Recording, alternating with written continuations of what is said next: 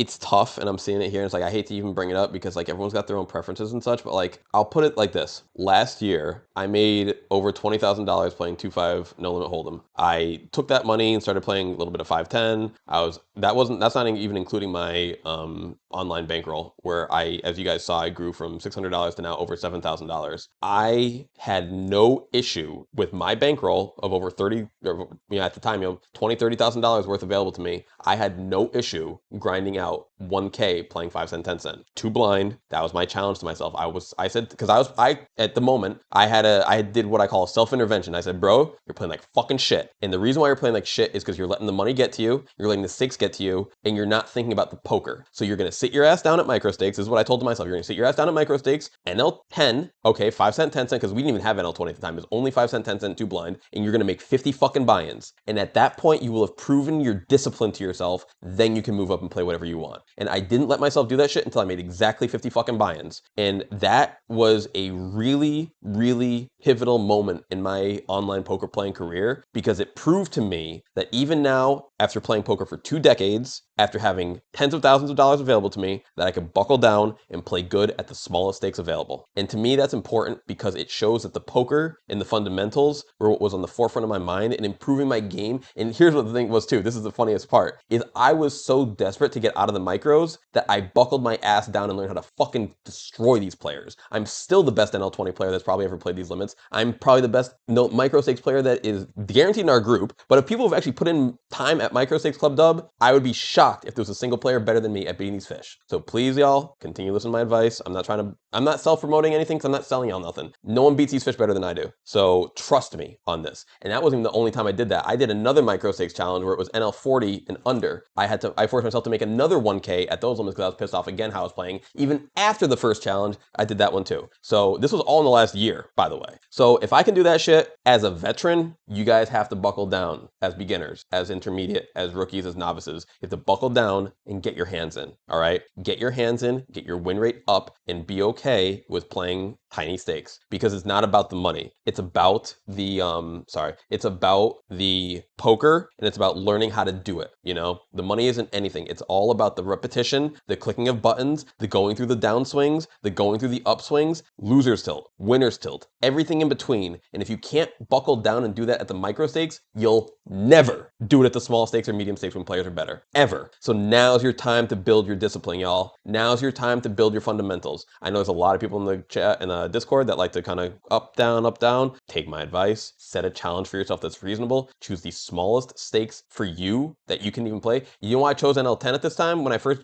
chose that challenge, there wasn't even NL2 on this site. It wasn't even there yet. So that's why I forced myself to play the small stakes. Right now, just to prove to you guys, maybe I need to do an NL2 challenge. Just to prove to you guys that it's okay to play just NL2 before you make some money. All right? What is it, $4? What, 100 bucks at NL2? I could do that. 100 bucks at NL2. But trust, that's the kind of thing you need to do to really build that. You say 100 bucks at NL2, then I'm gonna do 200 bucks at NL20. Then I'm gonna do, or NL10, 200 bucks at NL10. Then because we have 20, the 5 cent, 10 cent, then you add the 20 cent, maybe do 400 bucks at NL20. Then when you get to 40, do 5 or 600, and then just keep gradually moving up like that. And in these challenges, if you drop below, then you maybe move down if you have room to move down. But when you set the stakes so low to begin with, you're kind of in a good position to absorb the downswings and absorb the variance that's going to come with the natural flow of poker. But that is all I have for you guys today. There was a lot of errors in this video, but there was also a lot of good fundamentals that I can see that you can build on. So trust me, bro, you're not that far off. All right, thank you all, love you all, and we'll see you on the next one. Bye-bye. Welcome back, everybody. Today we're going to do Finkel's videos. They've got their part 1 and part 2 that they posted a few days ago, and I just haven't been able to get to them, but I did actually download them so that I have them in good quality and I can view them offline because my internet is still terrible in my motel room.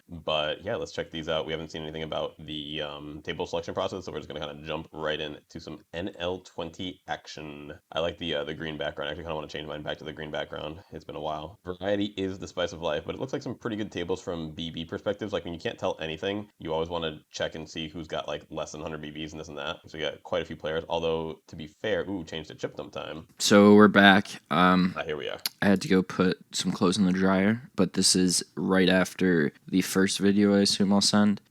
right after the first. Wait, did I do the wrong video? Did I do the wrong one? Oh shoot, my bad, my bad, my bad. Okay. We're It here. took me a while I'm here. to figure out how to set this thing up, but now that we do have it set up, yeah, now we're good. I guess I'm just gonna minimize this and leave it in the background. All right, Just I'm 'cause going to I do want to make sure that we're still watch streaming. and commentate, but I'll try and Yeah, pick up just on what I can. minimize that You in know the what, background. honestly, Okay. just so that there's not the problem that I had last time of Cars video, I'm gonna mute the audio. I'm just gonna mute the audio for this current time when I'm like on my laptop and my audio stuff isn't all perfect like it is back home. But what we'll do now is just kind of watch from here. All right, so we've got a bunch of people who are under 100 VB to our direct right on table one. You got like Panda, Wari are both pretty shorter stacked. Gonna set mine with the first hand. Looked like I forgot. I'm sorry. Wait, yeah, just call obviously. And then just check. Yeah, so pretty standard hand with deuces. You can't really do anything other than that, other than just check fold once this kind of flop hits. I mean, when I say that, I mean like sure you can like try to read people and their ranges and such, but like when you have like next to no equity, it's kinda tough. It's kind of tough to like mess around at all. And this person's like showing direct interest in the pot, so this certainly wouldn't be the kind of instance where I would try to start any kind of randomness. But yeah, I'm not 100% on my volume. I'm using like my little DJI mic. I'm not using my actual microphone. So yeah, we'll go over that. All right, King 10 in the straddle. So far, pretty standard stuff. Can't really play much here. Can maybe raise the King 10 if limped to you or folded to you. But checking is also fine as well. I honestly don't mind either at these limits. Like right here, yeah, I don't. So like definitely worth considering though. So like just I want to make sure that like you actually considered it. But raising here is definitely a profitable play. Like King 10 is probably like one of the bottom hands. King 10, Queen Jack, Jack 10. Those kind of hands would be like at the bottom of my raising range here. But I do think that I personally would probably have raised the King 10 here because I assume they have the best hand almost always pre-flop, and I just want to start charging my opponents. Like it's really just that simple, like pure value. 2 Broadway cards against loose players is like really, really valuable. Let's just see real quick on the flop what we went for. 7 point. Did we check? All right, so I don't like that at all. I don't like that at all. I would certainly lead out myself with the top pair because like you can't expect anyone to bet for you here. So like the bet amount that they chose of 7 point whatever is fine. Like I'd probably just like bet 8 myself. I just because there's so many draws right now. Maybe even 9 is fine. 8 or 9 is fine. When they bet, yeah, calling is cool. You can even consider check raising here, honestly, because you have a very, very strong hand. Odds of them having a better king, from a top pair perspective, like King Jack, King Queen, unlikely because they didn't raise. King 9, King 8 suited are possible hands, but so are things like Jack 10, 10, 7, bunch of diamonds, King 5. Like if they can have King 9, King 8, they can also have a bunch of other suited kings. King 7 all the way down to King Deuce suited is like perfectly within someone's range. Now you can't expect to get a ton of value out of it. Maybe you can check raise a flop at the turn, on a lot of turns, but this one's a little dicey. This might be like a small bet fold kind of deal on the turn, but as played, I guess checking again is fine because kind of now you're like now you're kind of in like check call mode almost. Like the flush draws are in your range if you didn't bet them, and they can kind of protect you right now for when you do check. But I would have raised pre, and I certainly would have bet the flop. A lot of value missed on both of those reads, I would say, because if you raise pre and then you get this kind of flop, wow, homie donks out Beckhon, that's scary AF, bro. I may actually just give it up right here, low key. I may just give it up right here. Yeah, I don't mind your check fold in the turn, just because homie stole the action. He stole the line. Now that's super weird, bro. That's super weird. I don't mind it. We may have folded the best hand. We may have folded the best hand, but it's all good. It's all good. And yeah, 100%. Yes, yes, yes, yes, yes, dude. Yes. You didn't do it, but you should have. I saw that's so funny too. I saw you move the cursor. I was just gonna say too, these are nice times to check when you don't actually know. What are his stats? I would consider it. I never fold. I'm never folding. I mean, now this is the thing personally that like post flop playability in terms of like how comfortable you feel on various boards, but I'm never folding to someone who raises 26% there ever because this is a flop that you can just raise them on.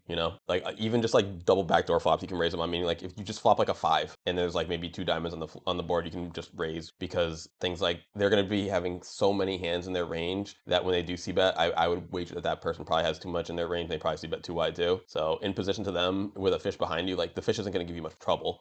They probably played their hand face up last hand, and if you had checked their hand last hand, you would know. So I definitely would have checked on the King 10 hand when you folded and you hovered around it. Like you definitely want to check in those spots. You want to check people's hands as early as possible, guys, because you want to learn from them. The most you get more out of it, the more time you play with them, the earlier you check it. If you check this guy's hand like on hand 50 and he leaves on hand 55, you get 5 hands of value. But that hand you got on hand 2, now if you play 50 hands with him, you could have 50 hands worth of data on him you know, more than he would have expected to have given up. Easy raise here. 3x is fine. No limp. Oh, oh, oh. Well, I think I read some comments in the Discord already. But yeah, so I'm assuming at this point in time, you know that that's not a limp, but that's definitely a raise. 1000%. 3x is fine. If at any point in time you know that your hand is a raise and you don't know how much to raise, or if you like feel like it might be a raise, just min raise. Just click min raise, and you're honestly in like a good position. You're to just A, steal the pot, B, get to post flop in position against 1 or 2 weak ranges.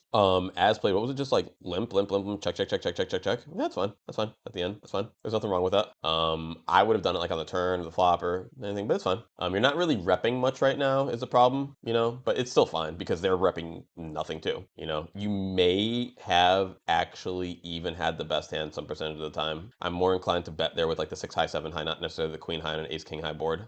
You raised, oh sorry, he raised, you called, he checked, you're gonna bet here? I wouldn't, honestly. I think there's a lot of hands in his range that he can check call comfortably. King queen, weak ace, jack 10. I just don't think you're getting enough folds from hands that you beat, because you can just check down here against 7 7 6 6 5 5 4 4 3 3 2 2. You don't need to bet against that. Like they're only gonna beat you like 5% of the time. So the hands that you're like, what are we getting to fold here that has any equity against us? Like very, very little. Because even hands like 9 9 and jack jack may, like jack jack for sure, but 9 9 is like the only literal hand that may fold here that you're actually behind. So, and you're not value betting against anything, so it's clearly a bluff when you're betting fourth pair. And if they had a flush draw or like a random straight draw, they're probably just going to bet themselves on the flop. So yeah, I just don't think that those hands are really in their range. Sorry.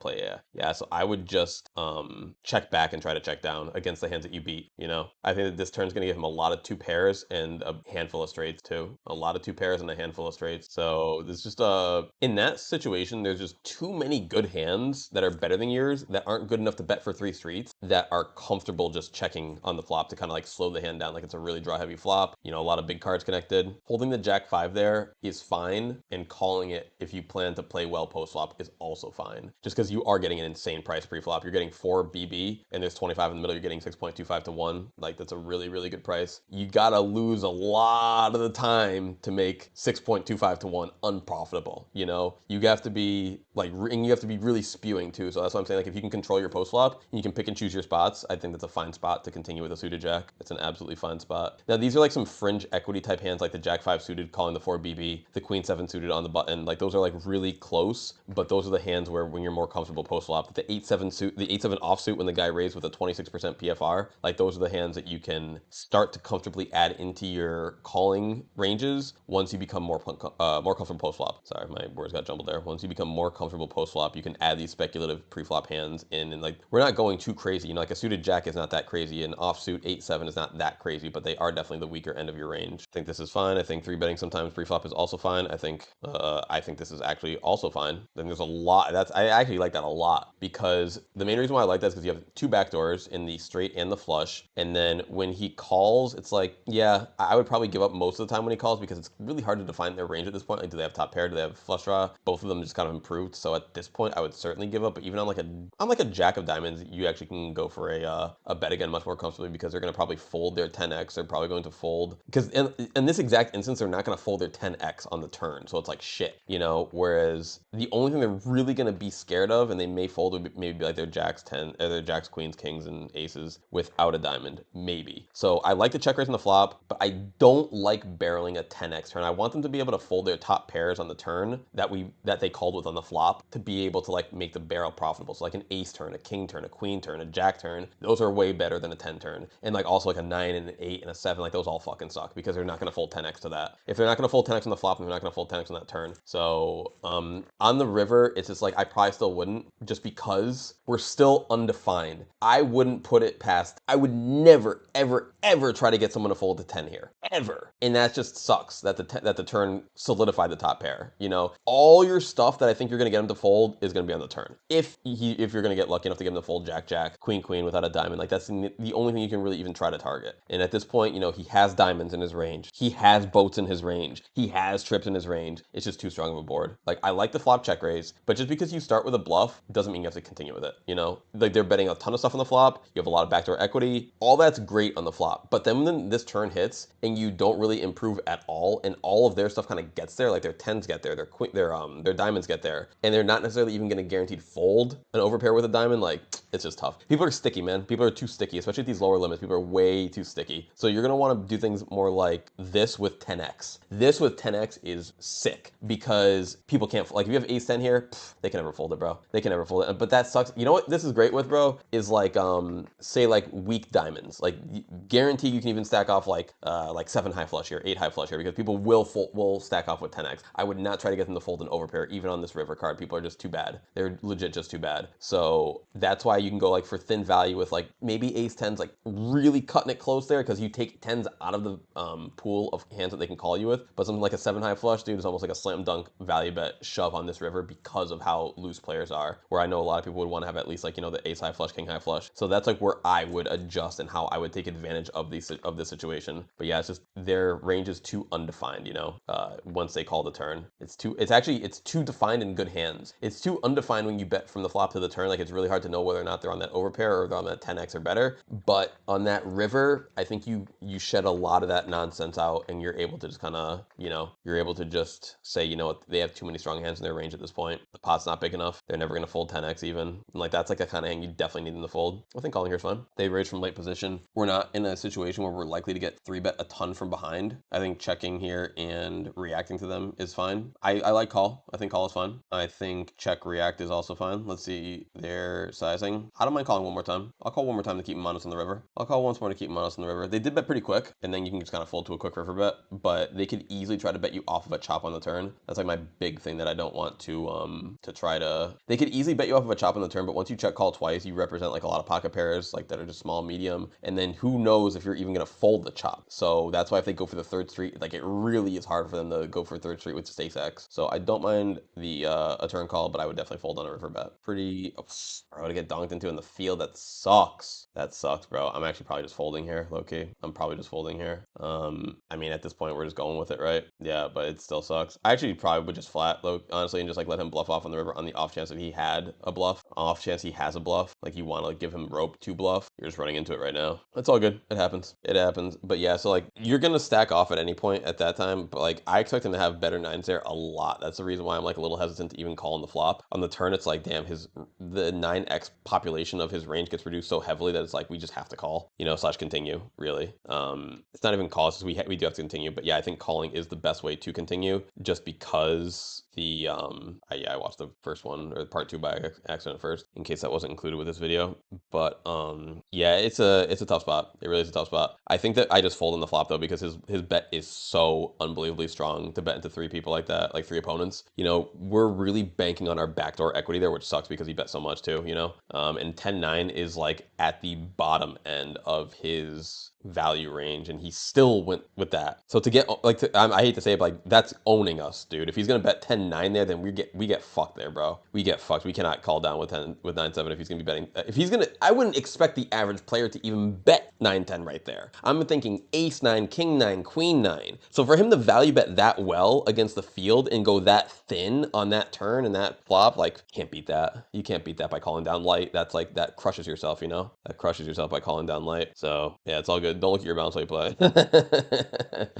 Yeah, try not to look at the bounce while you play. It's tough. But when you're playing close to your limit, then yeah, I can see why. Probably flat here. Honestly, I know that a lot of people 3-bet here. I probably flat. I can see 3-betting. I think both are honestly fine. The big problem with 3-betting is like, especially in a number like this, is if he 4-bets you to like 100, you pretty much have to call. And we're already, yeah. You're priced in. Now you're priced in. I think, right? Or are you not? Or now can we fold to that? That's just, damn, bro. Because the other dude cold calling gives us odds now. You literally have like just barely enough odds to, dude, you're getting 3-1. I think you have to call pretty much. You're getting a 2.5 to 1 or 2.75, I should say. It's very, very close. But yeah, even if you hit your top pair, you might not be good. Even if you hit your top pair, you might not be good. So I see what you're saying. It's another reason too why I like calling pre. Your hand plays like unbelievably well multi-way, you know, even though we are out of position. It's like whatever. So Yeah, like I was saying, I know a lot of people 3-bet there, but I probably just flat, low key. Probably just flat pre. What was the action on this one pre-flop? You opened, he called. Okay, yeah, yeah. I think a C-bet is fine on a lot of boards. Oh, this one especially. For sure, for sure, for sure, for sure. I like C-bet. I like C-bet because you have the range advantage, nut advantage, and tons of backdoors to come your way. You know, you have 6-6 in your range, you have 10-10 in your range. He has 3-3 in his range, and even less 10-10 because sometimes 10-10 3-bets, not always because you're under the gun. But you know you have, so like you have the two top sets. He might have every set, but you have aces, kings, queens. He does not. So you have absolute advantage right now, and you have so many backdoors that I mean, I don't like check calling whatsoever. I like betting a lot because people can just fold to a bet. Yeah, it's too weak, man. It's too weak. Even at that point, like I guess you can just check. I guess you can check call when he bets the 8 BB or whatever it is, but like you can easily just bet that yourself, or bet 10 yourself, bet 12 yourself. So if you're gonna put that kind of, if you're willing to put 8 BB in the pot, do it as a bet. Don't do it as a check call. I'm probably preaching to the choir at this point. You probably have figured that out by now. I know this was a few days ago, but poker time, you know, can fly. Check call, check fold. Yep, standard. If you're gonna get there that way, check folding the turn is definitely standard on that turn card. You've got an auto check fold going right now, which I wouldn't do necessarily. Like someone could easily have just min raised, you know, and make it a lucrative, you know, proposition for you. So I wouldn't be auto check folding with a jack 6 suited. I honestly wouldn't auto check fold anything because anytime someone min raises, 7-5 suited is definitely a raise there, not a limp. But I think this is once again one of those things that people have already told you. So just take, I mean, people will probably disagree with this if they haven't experimented well enough with this, but this is going to give you some help in terms of post flop experience. But just min raising pre is like so goated, dude. It's so goated because it, especially in these blinds plus ante games, it's so good because sometimes people genuinely do just fold. They genuinely do just fold and give you the pot, which is amazing. And then when you do get to post flop, you're up against the weakest possible ranges because when people are up against a min raise, they're gonna 3-bet their aces. They're gonna 3-bet their kings, queens, ace, king. So you know that they have shit. They're gonna 3-bet like all their big cards. Like that's going to be when they have like their most their biggest, like, all right, if I was gonna 3-bet the king, queen suited ever, it would be now when I'm up against a min raise. I'm actually surprised that you call the deuce 3 suited. I have no problem calling the deuce 3 suited. I love calling the deuce 3 suited. I probably do it every time. I probably at this point in my life actually do it to a fault where I'm probably playing too loose in my calls pre-flop, but that I think is a great call if you are willing to play post-flop. It's probably because of your BR or whatever it is, but like, yeah, if you can't have a full stack on your tables, bro, you got to move down. You got to move down. You know, I hate to say it, but it is what it is. You know, you want to play more with the full stack 100 BB deep. It's just better to do it that way. It's just definitely better. So, but I like speculating with hands like that, and that has a fine flop to just give up because you didn't really get anything other than backdoor wheel outs. But I think those are the hands that are really like the next step. You know, I've been a nitty player, I've been a tag, and in my transitioning to a looser player, like those are the hands where, you know, you can add in. And I usually add them in via call, not via 3-bet, because I like to play post flop with bigger SPRs. I feel like that's when I have my biggest advantage. But there's more than one way to skin a cat. So just because I like to play a little more passive pre doesn't mean that that's how you have to play. You can go the exact opposite route and just play completely overly aggressive as long as you're willing to embrace the variance that comes with it, you know, and embrace the pre-flop. Like you're gonna get all in pre-flop with a lot more flips. You know, like once you're that kind of crazy, like ace queen becomes like an ace king type hand where you're just kind of getting it in automatically because people are gonna be getting in 9s and 8s and 7s against you automatically if you play that aggressive. So it's just another style to play, you know, and when you're on a limited bankroll, it can be tough to do that. That's why, you know, seeing the flop itself, seeing, you know, that massive chunk of the percentage of the hand, like this isn't really talked about enough, but like there's 4 streets in poker. You get 2 cards on one street, you get 1 card on another street, you get 1 card on another street, and then you get 3 cards on another street. So there's 7 total cards you get access to. 3 is not half of 7, but 3 is pretty damn close to half of 7. So of the 4 streets, 1 of them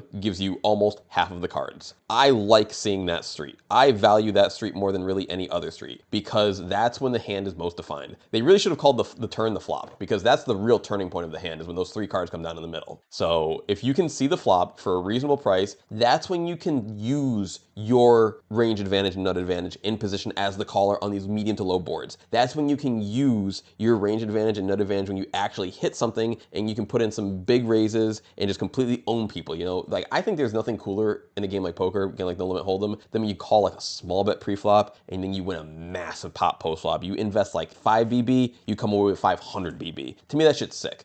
Getting 500 BB in pre-flop on a flip and then winning that flip, to me, there's like nothing cool about that at all. AQS, standard 3-bet, all Gucci. I like that. I like that. The earlier positions we get, the smaller I like to get with my 3-bet. So I actually like that you went 3.5. If there was ever a time to go 3x, I think that this is it. But yeah, I think I like your size a lot. And if this gentleman 4-bets, we get to officially we shit our pants. All right, that's a great spot for us. I'm just betting for value. Bet for value. All in. That's the plan. I think your size on the flop is great. I think your size on the turn will be great. Don't get scared. Don't get afraid of the 8. Don't get afraid of the connectivity. Bet all in. Actually, jam right now. SPR is 1. Jam. SPR is 1. Jam. SPR is 1. Jam. Now, what you could have even done, honestly, is you could have bet a little bit bigger on the flop, a smidge, just so that SPR could have been even better. Now, jam this river. Jam this river. Jam this river. Jam this river. Jam the river. And you know why? It's because it's just thick value, bro. He's probably got an ace. He's probably can't fold. And all you're really repping right now is like ace, king, and kings. And he's just going to be like, just show me your hand. Just show me your hand. So I am, if not jamming the turn, jamming the river. But yeah, it's this is why these VODs are important, man, because this is like a clear bet all in. And if you don't even see it on that turn, it's like that's a big one. That's a real big one. So, and it's not even bet all in. It's because like once we get to this SPR, it's really just bet all in because it's flop, turn, done. So they're probably cold calling you with like a suited ace, ace jack, also ace queen. Sure, they could have ace 6, ace 10, ace 8, but if they can have those, they can have ace 9, ace 7, ace 5, ace 4, ace 3, ace deuce, of all of which are unblocked, where the 8, 6, and 10 are all blocked right there. So, and on the off chance he turns diamonds, easy all in. So it's okay. It's a blunder. It's a big blunder, but it's okay because you're gonna learn from it from here. You know, 35 on the river, too damn small, way too small. I just jam personally. And now, hey, you know what's great about you betting this number is you might actually be able to fold here. Can you? What did he have? I may not even fold here, low key. All right, so we're not getting exactly 277 in the middle because you got to take out. He had like 35 more BB than you, so it's basically 240 in the middle and 75 to call, getting about 3.5 to 1 on your money. He's not bluffing here. He's not bluffing here. So we just have to decide, is he ever doing this with a weaker ace? Like, is he ever doing this with ace jack, ace queen, ace 9, ace 7? The weaker ones, no. You bet so small, dude, just in case I have to call. I have to call. Yeah, I'm not folding this one. Just in case I have to call is what it is at this point. Oh, dude, but you can't fold ace 7 offsuit on the button. You're probably just distracted by the current hand. You folded. That's okay. What do you have? You have to call, bro. You have to call because you bet so small on the river there. You have to call. I mean, I've already given you all my stuff, so I'm not going to rip on you for that, but you know, there's the proof in the pudding. But over here with the a7 off is an auto raise for sure. Don't be folding any aces on the button in these limits. Don't fold any, if you're going to min raise any ace on the button before folding any ace on the button, like against these random players, like there's no indication that anyone's going to 3-bet you often enough. But yeah, bro, I can see how this was a rough session, man. You'll get there, dude. You'll get there, dude. You're so much closer than I think you are, dude. You really are. Because there's just